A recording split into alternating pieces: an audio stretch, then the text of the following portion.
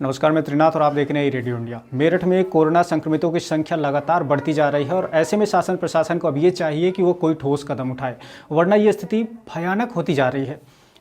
पश्चिमी उत्तर प्रदेश की बात करें तो कोरोना संक्रमितों की संख्या लगभग 3 गुने रफ्तार से बढ़ रही है और मेरठ की बात करें तो यहाँ पर भी जो कोरोना संक्रमितों की रफ्तार है बढ़ने की, वो बहुत तेज़ है और इस पे अगर समय रहते लगाम नहीं लगाया गया तो आने वाली इस परिस्थितियाँ जो है बिल्कुल ख़तरनाक होने वाली हैं। पूरे देश का माहौल आप देख रहे हैं कि किस तरह से ऑक्सीजन सिलेंडर की कमी हो रही है, किस तरह से अस्पतालों में बेड की कमी है, किस तरह से वेंटिलेटर्स की कमी हो रही है और किस तरह से हमारे जो राजनीतिक लोग हैं वो अपनी राजनीति में मशगूल हैं और कैसे कैसे इन स्थितियों को ख़राब किया गया, ये भी आप बहुत अच्छे से जानते हैं।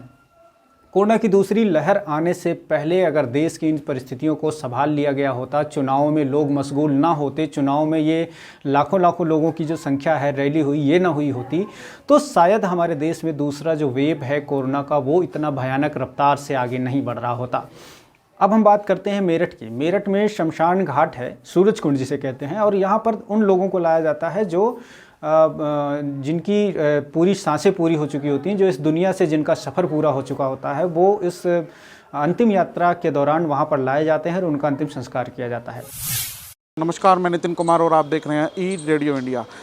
कोरोना वायरस ने एक बार फिर दुनिया और देश में पांव पसार लिए हैं। बात करें बीते 24 घंटे की तो 3.25 लाख मरीज जो है कोरोना वायरस के आए हैं और 221 मरीजों ने अपनी जान से भी हाथ धो दिया है। बात करें मेरठ की तो मेरठ के भी स्थिति अच्छी नहीं है। इस समय हम खड़े हैं मेरठ के शमशान घाट सूरजकुंड में, जहां पर मैं आपको दिखाना चाहूँगा, जहां पर ये कंपार्टमेंट जो बने होते हैं जहां पर शवों का दाह संस्कार किया जाता है, उसको में भी वो जो सारे कंपार्टमेंट भरे हुए हैं और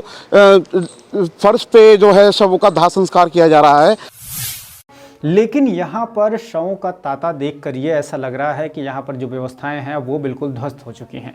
जितने भी वहाँ पर टीन शेड होते हैं, जितने भी वहाँ पर शवदाह करने के लिए जो प्लेस बनाए जाते हैं, जितनी मात्राएं होती हैं उनसे ज़्यादा संख्या में शव आ रहे हैं। तो स्थिति ये बन पड़ी है कि अब उनको नॉर्मल शमशान घाट की जो नॉर्मल ज़मीन है, प्लेन जगह जो है, वहाँ पर शवों को अंतिम संस्कार किया जा रहा है। और इससे भी आश्चर्य की बात यह है कि नॉर्मल जगह पर अंतिम संस्कार करने के बावजूद भी शवों का तांता लगा हुआ है। कम मात्रा में सामान्य तौर पर मरने वालों की संख्या आ रही, कोरोना से संक्रमित जो मौतें हैं वो बहुत ज़्यादा संख्या में हो रही हैं, तो उनके जो डेड बॉडीज़ हैं वहाँ पर बहुत ज़्यादा आ रही हैं। लेकिन सबसे भयानक स्थिति क्या है, मेरठ नगर निगम हमेशा जो है अपनी कार्यों की वजह से बदनाम होता है। मेरठ नगर निगम ने वहाँ पर जितने भी ये शव को दफनाने के लिए, शव को जलाने के लिए लोग आते हैं वहाँ पर शमशान घाट पर, उन लोगों की पीपीई किट्स और तमाम ऐसी कोरोना संक्रमित से संबंधित तमाम ऐसी चीज़ें जो वो पहनते हैं या जो प्रिकॉशन के तौर पर इस्तेमाल करते हैं, वो सारी चीज़ें नालियों में गिरी हुई मिली।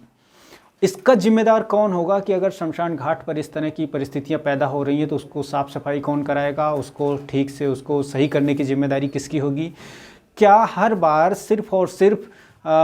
छोटी मोटी कमियों को दिखाकर, कागज़ों में खानापूर्ति कर मेरठ नगर निगम के जो आला अधिकारी हैं, नगरायुक्त से लेकर के तमाम अधिकारी जिनको जिम्मेदारी दी गई है, क्या वो खानापूर्ति करते रहेंगे? क्या वो इसी तरह से अपनी जो जिम्मेदारी है उससे पीछे हटते रहेंगे?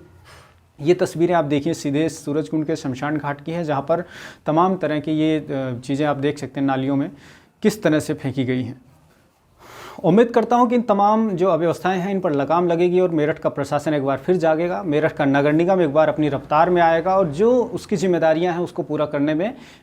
किसी तरह का शर्म और लाज या हया नहीं करेगा और अपनी जिम्मेदारियों को पूरी तरह से निर्वहन करेगा।